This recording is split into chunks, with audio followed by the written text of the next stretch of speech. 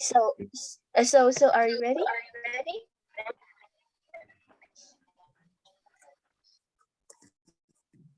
I'm ready. Okay. So hello everyone. Today we are very glad to have Professor Sarah Reznikoff from Kansas State University, and she will tell us about regular ideals and regular inclusions. Please. Okay, thanks, Hong. Feel free to interrupt me or put messages in the chat, which I can see. So this is joint work with Jonathan Brown, Adam Fuller, David Pitts. It's supported by a Simons Foundation grant. Actually, I'm sorry, there's another Simons as well. I think one of the others has. This is my grant I listed. And by the American Institute of Mathematics, AIM, Square program. I need to silence my mail, or was there nothing but it? Okay. I'm sorry, I got the wrong title here. It's a different talk from the C-Star Algebra seminar. I'm going to share the slides, obviously, that you can put on the website. I'll tidy some things up and add some more detail for people that might want to see it. So I'm not using pauses. There's a whole first page. Most people are familiar with this, but let's get some directions straight and things. So we're working with graph algebras, and of course there's C-star algebras defined from directed graphs. So what's the directed graph? One way to present it is by vertices and edges and a range and source map. That's what I've done here. That's the notation I'll use. E0 is a set of vertices, E1 is a set of edges, and of course it can be extended to En for paths of length n. I don't think I'm needing that. So, and range and source. Just in case, and I think we probably do need it, we assume that E has no sources or infinite receivers. Okay, so that's the direction we're thinking. In some literature, it would be sinks, or infinite emitters, but here we're doing sources, infinite receivers, we're not allowing those. And you don't need to learn these closely. If you've seen them, it's a good reminder, but for completion, I put these definitions in. So a return path is what you might call a cycle or a loop. It's just a path that comes back to where it started, but only it only hits each vertex once. So range is source only when you're coming back around.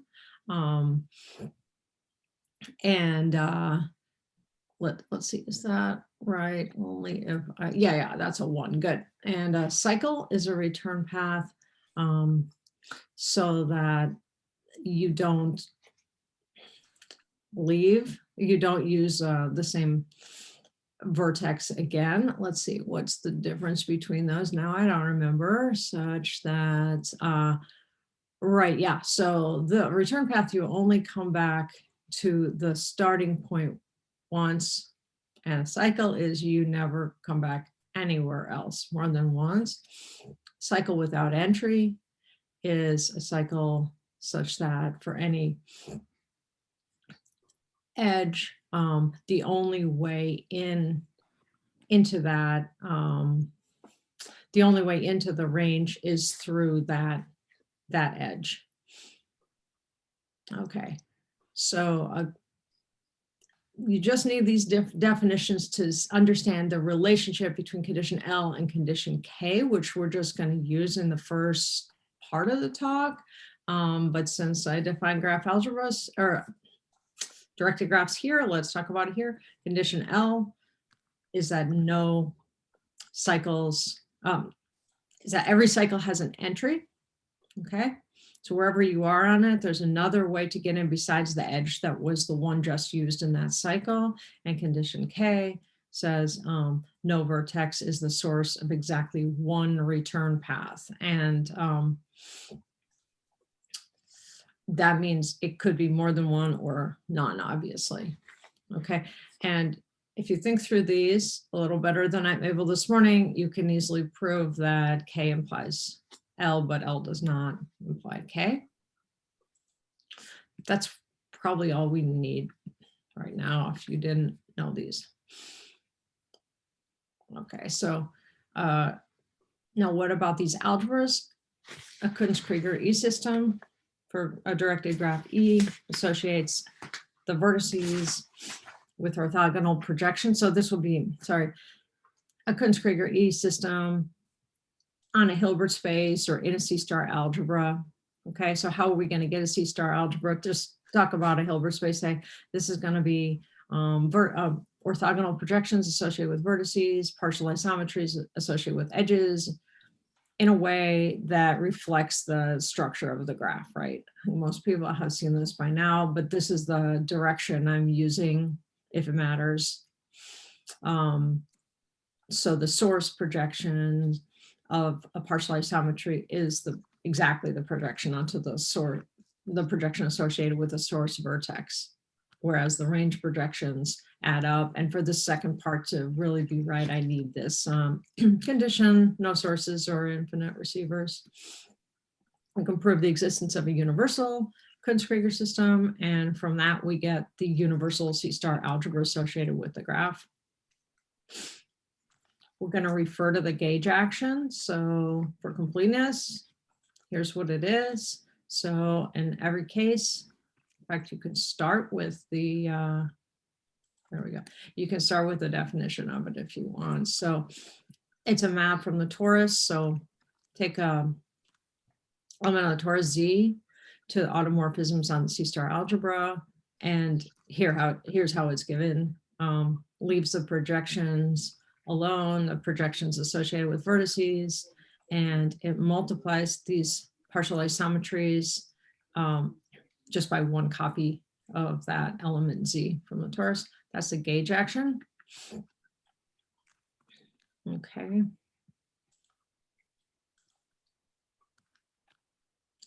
I'll go too fast with this method, but okay, and then we have a whole pile of definitions to do with the graph. And what are we talking about? Ideals and vertex sets and the relationships between them. So these facts are all either very easy to prove or well-known theorems. Let's go through what we're talking about. So taking any subset of the vertices from a graph, we call that hereditary. I should have used an iPad to draw on next time. The set is hereditary if inclusion or membership in the set goes backwards along edges. So if the range is in there, then so is the source. It's saturated if it goes forward in the following sense. I don't know who are the children or the parents here, but say that, let's see, hereditary, if the range is in, then the source is in. Okay, so I guess this would mean then if all of your parents have a property, then you do too. So if all of the sources of edges that lead to a vertex are in the subset, then that vertex is too. So these are pretty standard. It's just a matter of which way they go, which is easy to forget. And maybe some people do it the other way. I don't know. Okay, so given a set of vertices, we can always define an ideal to be the ideal generated by the projections associated to them. On the other hand, given an ideal, and everywhere, I mean closed two-sided ideal in a C-star algebra associated to the graph, we can say what are the vertices whose projections are in that ideal. And then it's fact one is a very good exercise to prove if you're not at all familiar with the relations defining a Kunz-Krieger system. the relations between the projections and partial isometries. You can prove that, actually maybe several of them are, that if you start with an ideal and just look at the set of vertices, it's going to be saturated and hereditary. Actually, yeah, definitely need the Kunz-Krieger relations here. Number two, if you start with any set of vertices, take the ideal and then see which vertices come out of there, it's going to be, of course, it will be saturated and hereditary by number one, but it's the smallest saturated hereditary set containing H. That's sort of easy to imagine, right? It's pretty easy to prove as well. Three, going the other way, start with an ideal, what vertices are in it, and then what ideal do we get? Okay, that could be smaller than what you started with, right? And it turns out that it is the largest gauge invariant ideal contained in the one you started with. And maybe I should leave this off and let that be part of the exercise to prove exactly how to express it. So these are just to get used to things if you're not. And then finally, and maybe this is Bates and Pask, but it's standard, I'd list it as a fact now, that there's a one-to-one correspondence between gauge invariant ideals and saturated hereditary sets. And the proof is actually already here. So I don't know if it's should be called a theorem. The proof is really the relationship between these. The bijection can be found by just taking J to I, H of J, and H to H, I of J for the correct types of things, and you go back and forth. Okay.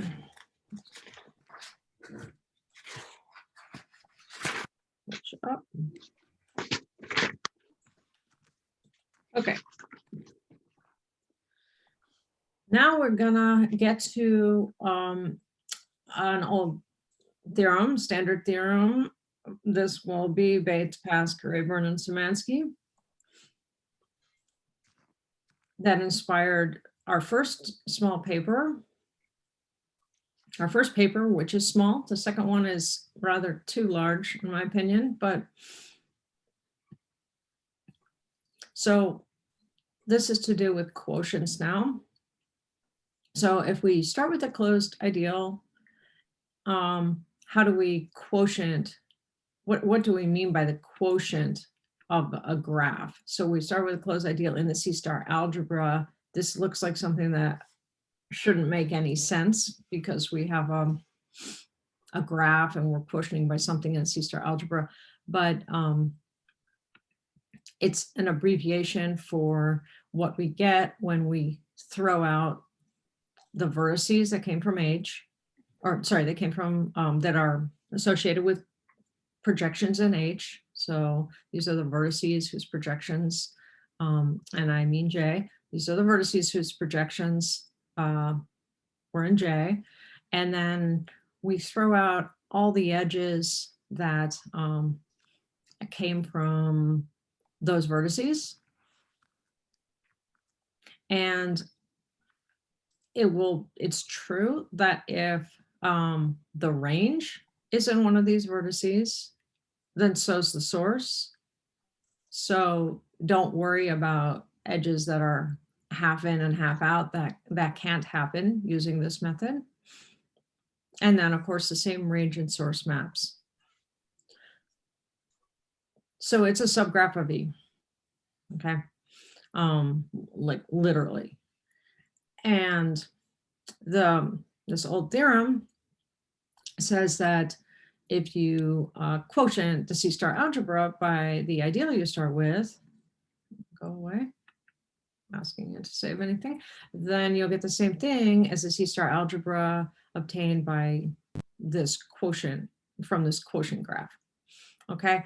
And moreover, none of us might remember what it is, but condition K passes through here. So if the original graph satisfies condition K, then never mind C-star algebras, then so does this subgraph. And as it turns out, the analogous statement does not hold for condition L. That's a good exercise to just come up with a graph. It's not too hard, where L does not pass to the subgraph. So that was our inspiration for starting to look at these things. As I recall, and maybe in 2019. So let's review one quick thing. K implies L, but L does not imply K. So if we were here, E satisfies L. Well, we don't know whether E satisfies K. Well, if we did, I guess if of course, if they're equivalent, it would be true, but. Okay, so we're trying to come up with something that will look like this, but be true for L. So we can, our first theorem related to all this is, says this can work if we start with a regular gauge invariant ideal. What did we need there? Just, sorry, I didn't repeat it, but the J being gauge invariant was also needed to be true for this part as well. Okay, so here we are giving the same statement, only the ideal has to also be what we call regular. And I will include in the PDF that we can post of slides some, oh, here's David Pitts too. Good morning, David. I know it's morning where he is. Some exercises to help you get comfortable with this definition, but basically use this natural notion of perp. So for any subset of C-star algebra, X perp is the elements that kill all the elements of X. So all the A's that kill all the elements of X. And then regular is if you equal your own perp, and of course one inclusion is automatic and the other one is the one we're after here.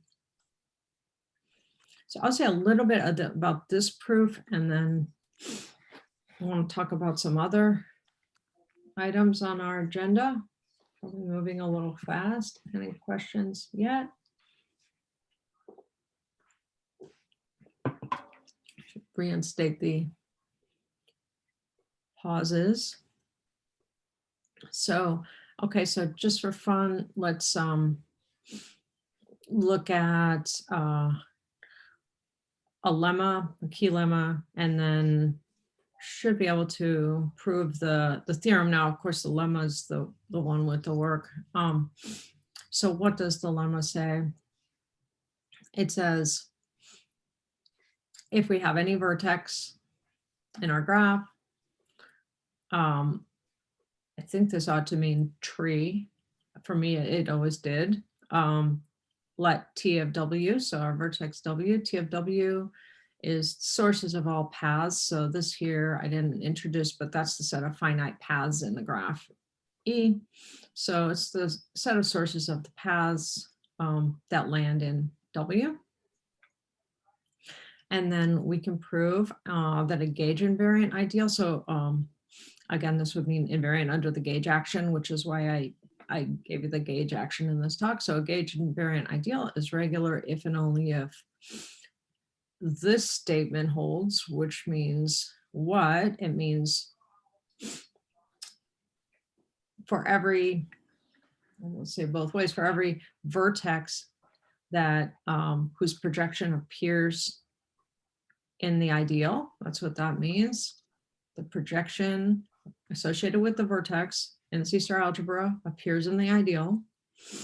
Okay, if we look back on all the paths that ended in that vertex, for any one of those, we can look back further and find something. So it's weaker than saturated in that we're not insisting that everyone right behind it be in H of J. We're just insisting that whichever way you go, you can keep going and find one. So since this, so that makes one direction obvious. And then the other direction, that's where the strength comes in. If it's regular, this is good enough to get inside. Knowing this is enough to get inside. So given the lemma, we can prove the theorem. Maybe have time to walk through this and then do whatever I've included next. My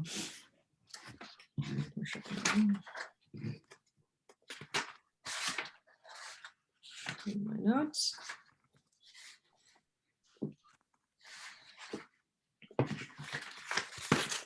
So let's see. So, okay, what was our theorem? Let's look at it. So we start with a graph that satisfies L.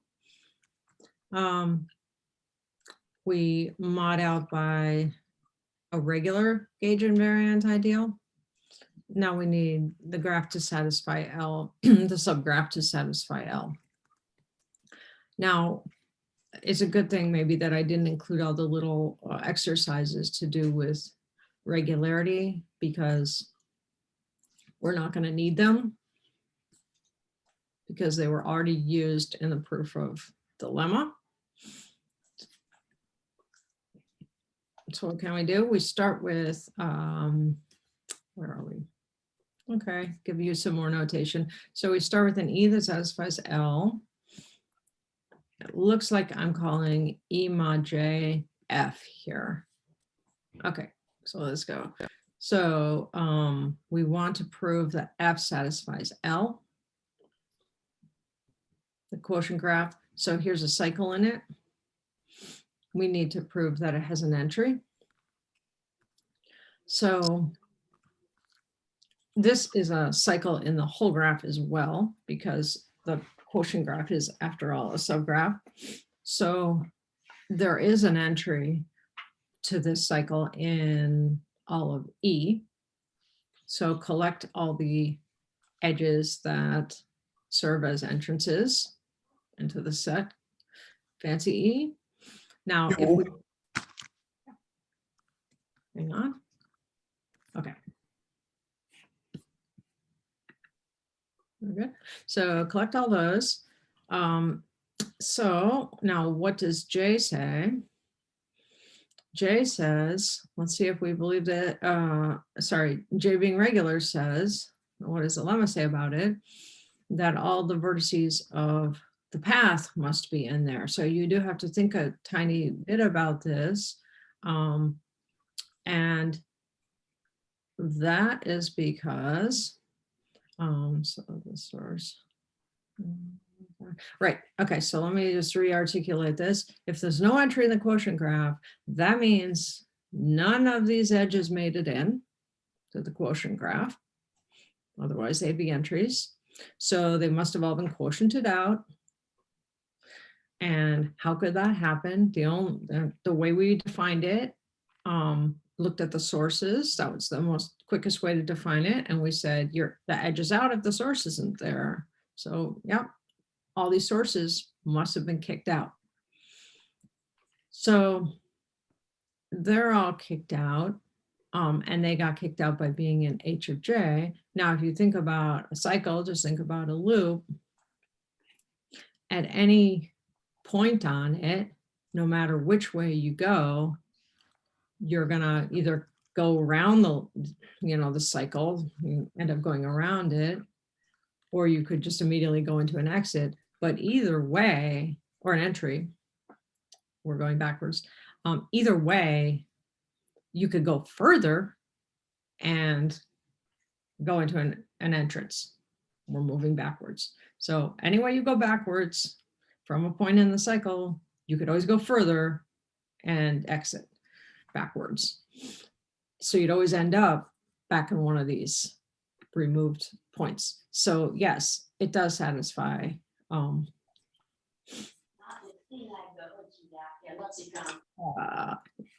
it would satisfy this. So any W on the cycle does satisfy this. No matter when you go back, you can always go back further. So what does that mean? Well, that means that the cycle was never even in the quotient because it all got kicked out. So no problem. So with this, we're good. Okay, so what's next? I wasn't sure. I'll go through. Oh, I'll go through it. Yeah. So here's a, don't be fooled. This is the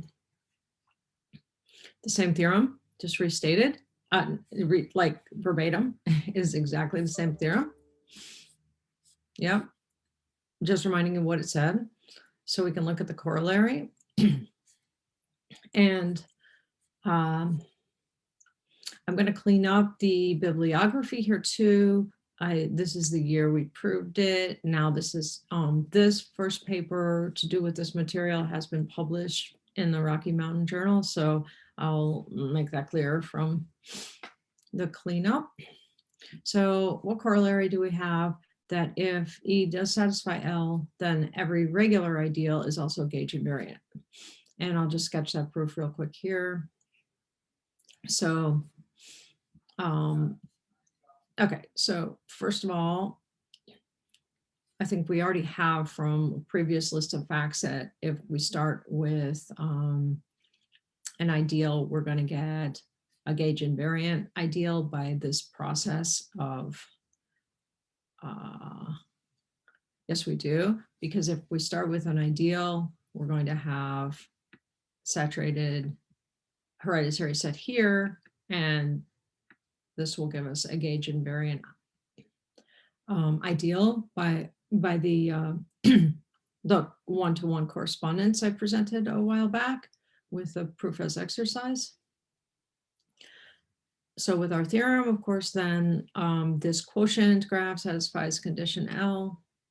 And then another easy exercise for you, so does the original quotient. Okay.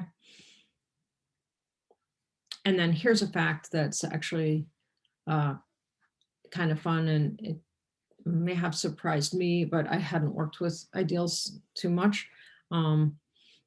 If the quotient satisfies condition L, then the ideal actually has to be gauge invariant. So do we need that? Let's see. Yes, of course we need it, because that's what we're trying to prove, that the ideal is gauge invariant. Okay, every regular ideal is gauge invariant. All right. So this is still the first paper on this material, and I'm not going to do a lot of detail on the next one. So let's see if we can work through this, which I have not done since I proofread the paper before we submitted. So let's see. So here is an example, a counterexample to a converse. So what was the statement that, let's see, if E satisfies, here we go, it's a corollary, is E satisfies L, then every regular ideal is gauge invariant. Okay, so, and the converse might say that we have some, the converse might say that if the quotient satisfies L, let's see, I think we want to look up here. Yeah. Then we should have a regular gauge invariant ideal. But in fact, if the, here's an example where that's not true. So the quotient satisfies L, but the original ideal is not regular. So what I hope is that there's enough information to prove it here. So we're going to start with the set of vertices. So the tree of V0, the vertices themselves are just represented by their names here. So in the picture, so the tree of V0 is everything that ends up at V0.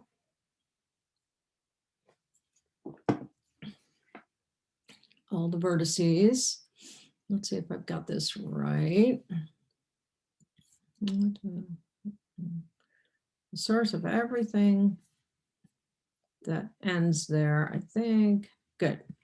This is V0. Okay. I had a horrifying moment of being a set theorist and seeing this as V0. No, this guy's V0. The empty set is different. So these subscripts are being used as symbols. They have no meaning. So the tree of V0 is going to be V0 itself and everything down here, everything on the left side. And then we want, let's see, now I'm just taking things that this will not include the empty set. So we have to have at least one in the subscript on the right. So the trees of everything on the right who starts with a bunch of ones and then has a 0. So that will mean not V1, but V10, not V11, but V110, and so on. We want the trees of all of them. So once you grab one, you do have everything below it. So it's everything below there, and so on. Let's see. So we claim that this is a saturated hereditary set. That's going to be pretty easy because it's certainly saturated because as soon as you're doing a tree, it's going to be saturated. If it's hereditary. As soon as you're doing a tree, you're hereditary. And then why is it saturated? You may need to look at the actual definition to see that. Let's see what happens. Yeah. If I wish I had a few more digits here, but looking through the actual definition, it's not hard to see that this is saturated. And just thinking about the picture I described too as well, where once you go there, you get everything and so on. And the important thing is that there is always this branch out here, making sure that none of the one below each vertex, make sure that that vertex does not get sucked in through saturation. Okay, because there's always one that wasn't in. Okay, there we go. So it is saturated and hereditary.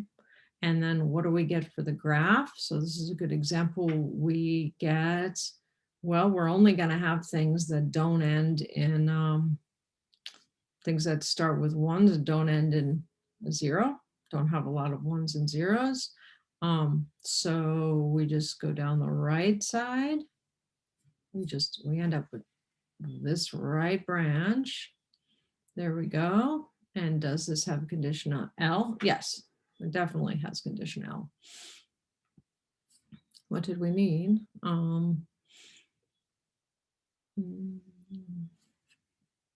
Good. And now how do we know it's not regular? Okay, this is using that characterization of regular that I showed you, because V0, let's see, hold it.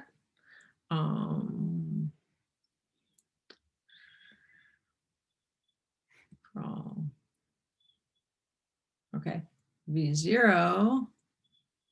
Okay, so let's see here. The tree of V0 is everything that, okay, I think there might be a typo here and that this should be,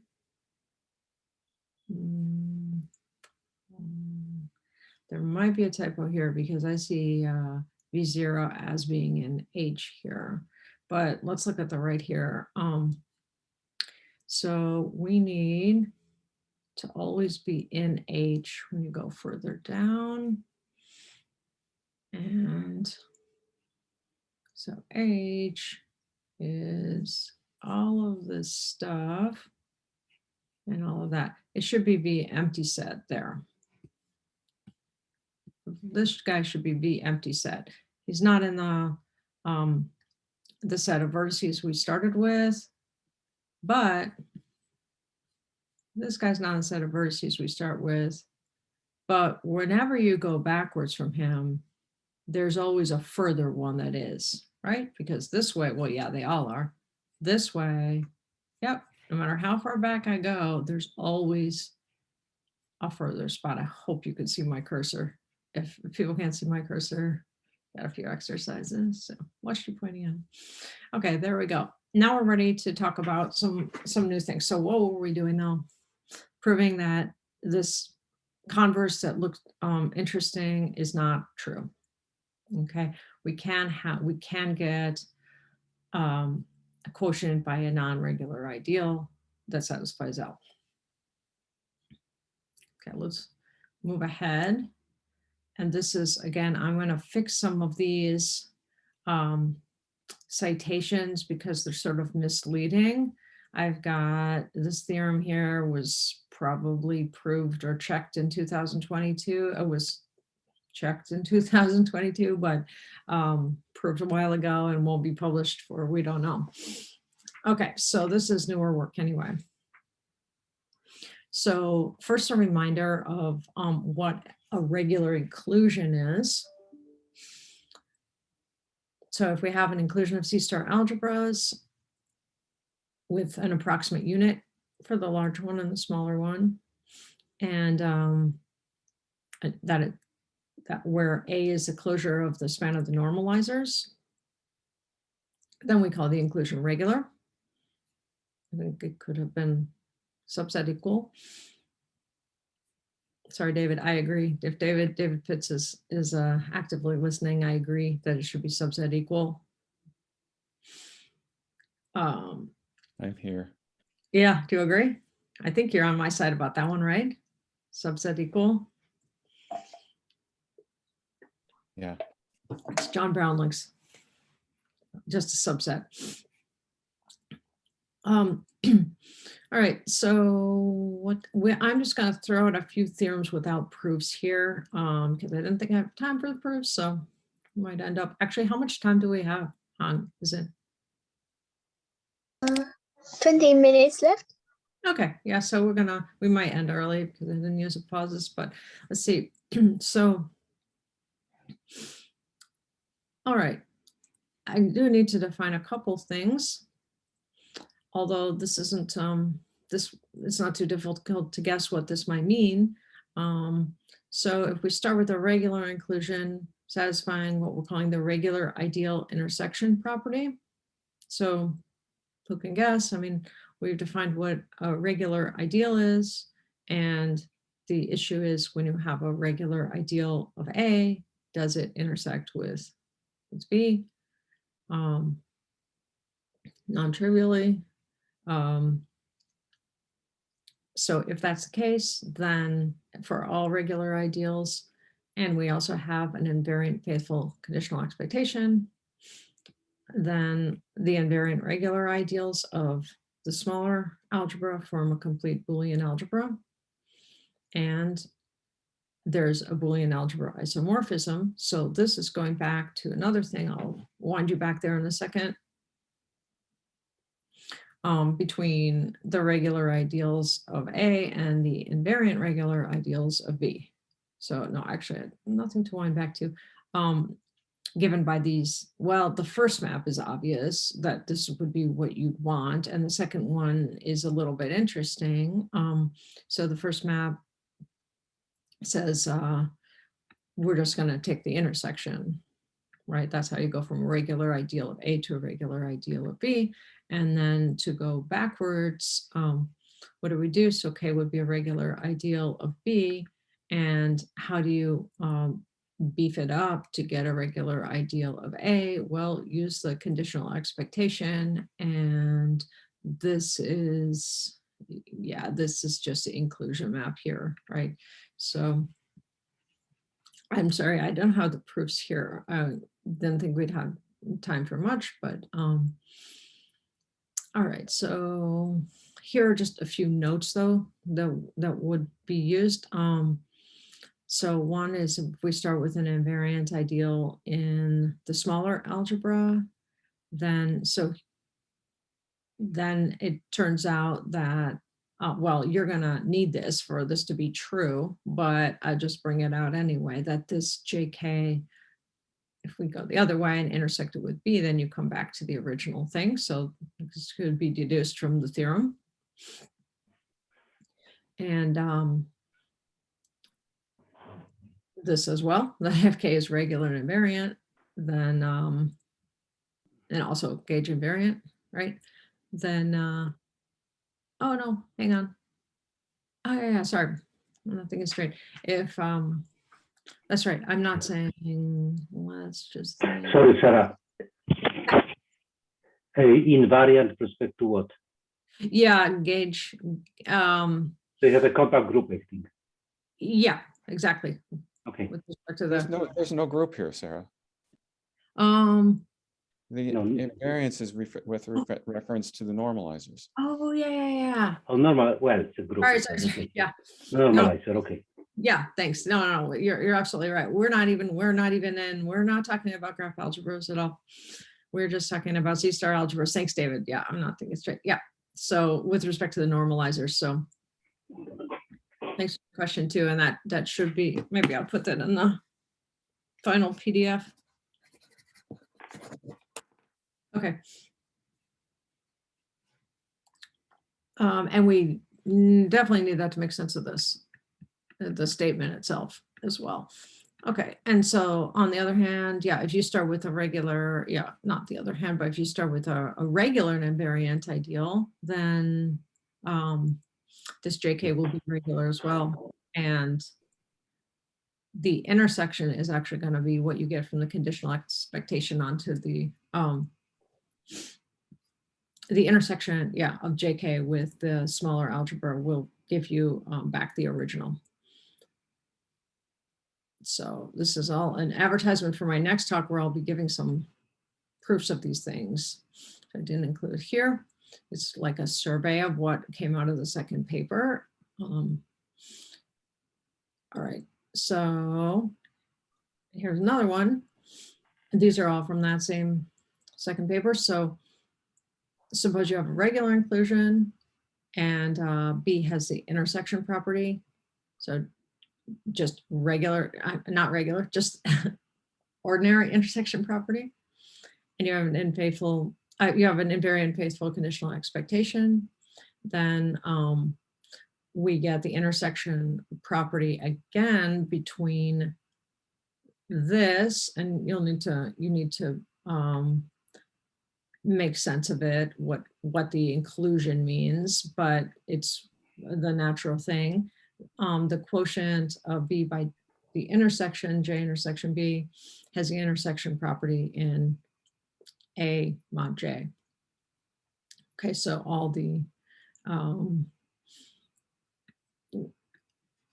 ideals here, so J was regular, but all the ideals here are non-trivial when they're seen down here. And finally, this may be final. If we start with a Cartan pair, and I'm not defining that here, but most people are familiar. I'll just add that to my notes for you. We start with a Cartan pair, maximal abelian subalgebra D in A. That is a regular inclusion. And let's see.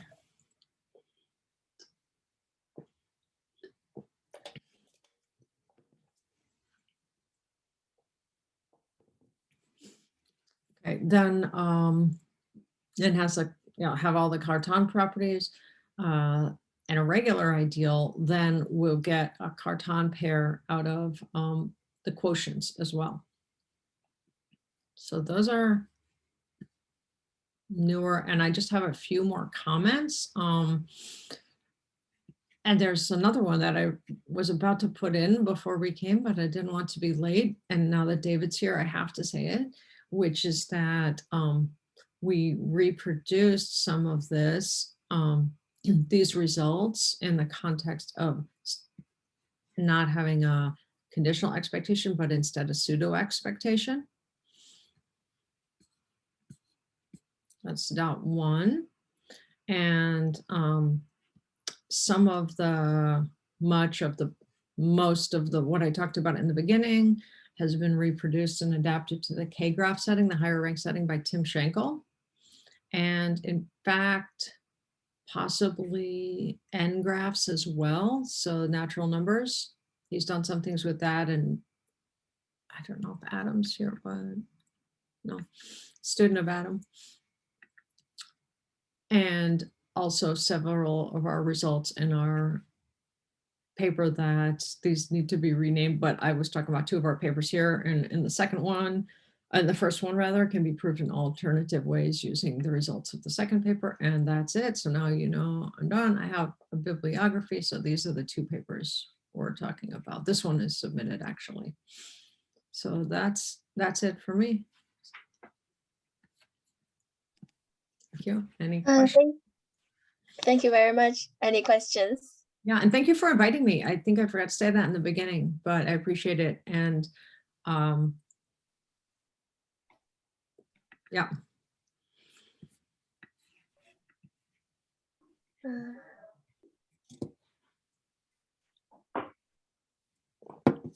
So may I? What is pseudo expectation? Oh, pseudo expectation. Well, we have the expert in the room here. It's when you have an expectation instead of from the larger algebra to a smaller one, you're looking at the injective envelope.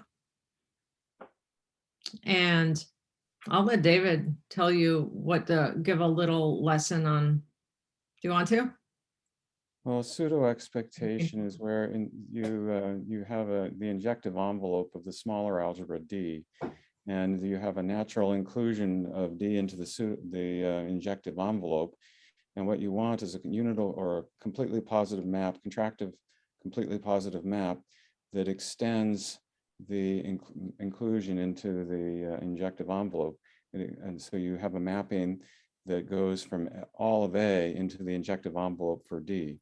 And what you often happens is you don't have a conditional expectation, but because of injectivity, you always have a pseudo expectation. And okay. So sometimes you can use the pseudo expectation for purposes similar to those which you use a conditional expectation for. Okay. Okay, thank you.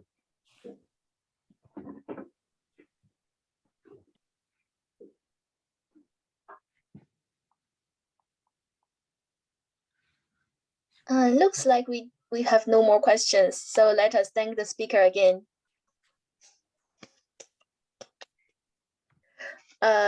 So that's all for today. See you in 2 weeks. Okay, thank you so much. Thank you for everyone's gone. Yeah, you're welcome. Okay, I'll send the slides after I add